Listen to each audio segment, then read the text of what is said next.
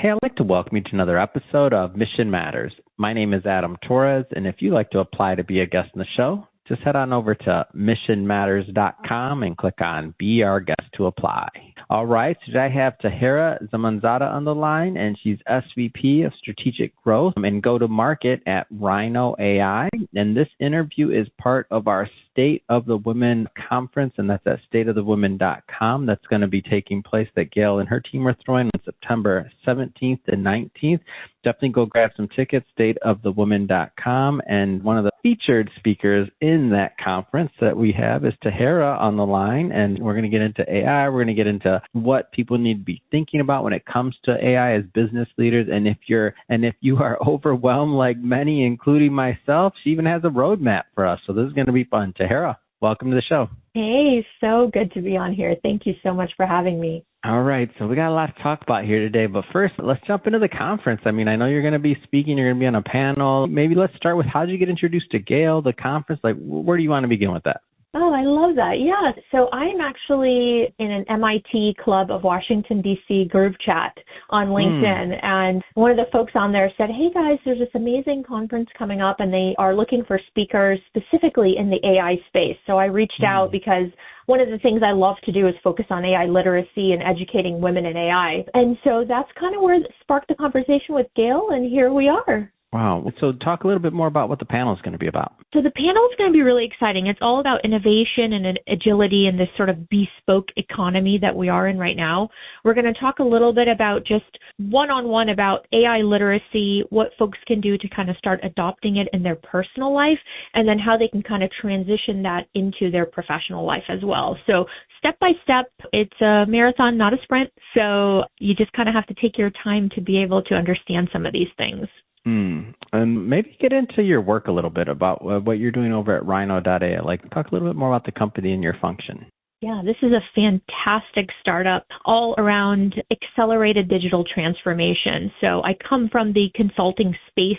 That's my background. And oftentimes it just takes a really long time to be able to take a legacy solution application and modernize it for your client. So the best thing to do is introduce AI into that function. Now that we're able to leverage these really cool tools, these large language models, we're able to accelerate the time we're creating applications and modernizing applications for customers. And that's big time value and lots of ROI right on the ground while we're reducing technical debt for them. So really cool startup.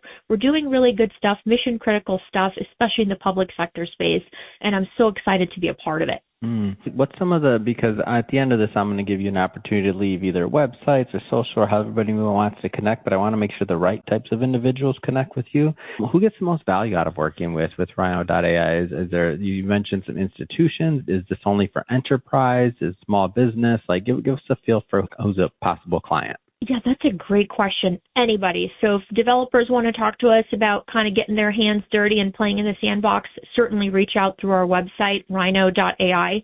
Most of the time, I spend my time speaking with C-suite executives, whether it's in larger enterprise Fortune 500 companies, the financial services institutions, in addition to global public sector clients. So any and all are welcome. I want to go further into this concept of if we're feeling overwhelmed and where do we start with this? Because a lot of business leaders, I mean, I feel like there's a new AI tool or software, something we're being approached at, every other day. Like, where does somebody start? Like, I know you have a roadmap for this.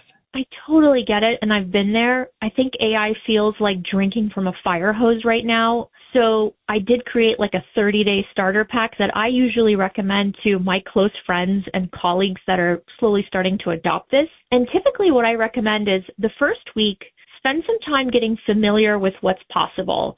I think it's important to play with tools like ChatGPT, Claude, Midjourney, not for work, but for your daily life. Ask it questions like, how do you plan a trip? Write a particular recipe, summarize a book for me, and just get comfortable with having that digital assistant. Then the second week, the best thing to do is start bringing it into your job. Maybe have AI help you draft an email, allow it to brainstorm ideas for you, or analyze a spreadsheet. You're not replacing your work, you're experimenting with where it saves you time. So that's kind of the first and second step. Then week 3, you can go one layer deeper. Learn the language a little bit. Read a few explainers on the terms like fine-tuning or embedding or prompt engineering. Try to understand what those words mean. We have to take a lot of personal agency in this new sort of space that we're in and be able to educate ourselves on these buzzwords, right? And then lastly, once you feel a little more comfortable with that, hopefully you fail fast, because failing and putting your hands in there is really how you're going to learn, right? Then you need to share it. Gotta break it. Gotta get a little scarier in there, right? Gotta get messy.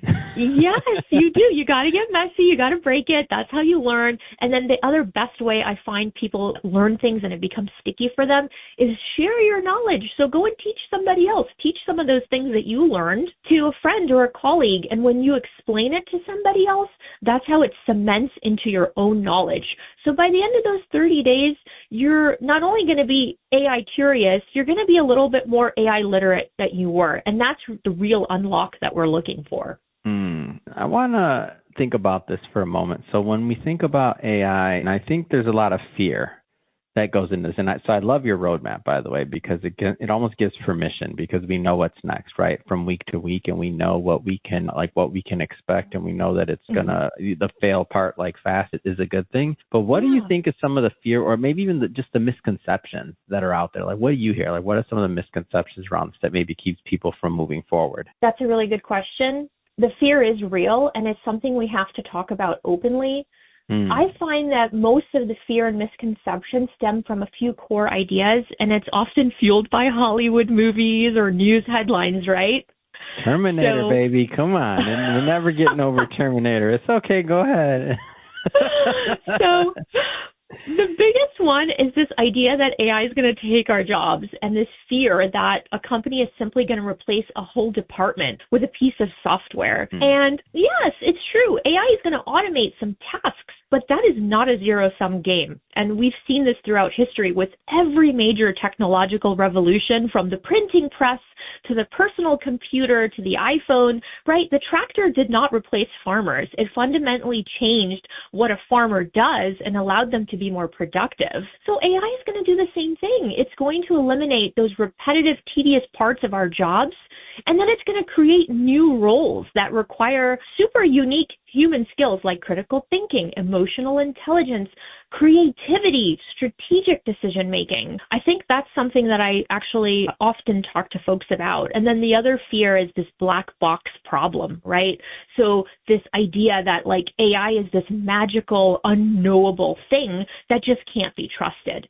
And yes, that is a valid concern. And that's why transparency is so important, Adam. We need to build and implement AI systems that are explainable, where we can understand how they're making decisions. We need to be able to audit them for bias and ensure they're being used ethically. And so that's why I talk a lot about AI mindfulness, about moving past the fears and focusing on how we can use AI as a tool to become more human, not less human. I like that, and I feel like it's kind of freeing though, because and one of the things that you mentioned in terms of like is an entire department, or is that like all this, and I feel like over time what we're seeing, and what I've seen at least, is sure there's going to be some adjustment and shifts. That's going to happen for sure, but a lot of times like there's actually like more opportunity that's being created. Like when I think about like the companies that are using AI well, their employees are becoming more productive, which can add to more profit, which can add for more opportunities and growth. And that's just what I see in my little space. I'm looking at media and production, all these things. Like what are you seeing? Oh my gosh, yes. And the conversation should be less about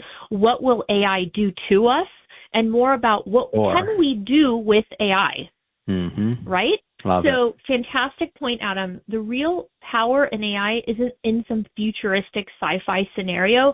It's in the small daily changes that make our work lives easier and more efficient. At this moment, right now, you can use AI tools to handle your inbox, to summarize long email threads, to draft very polite replies for you, and even prioritize on what you need to focus on.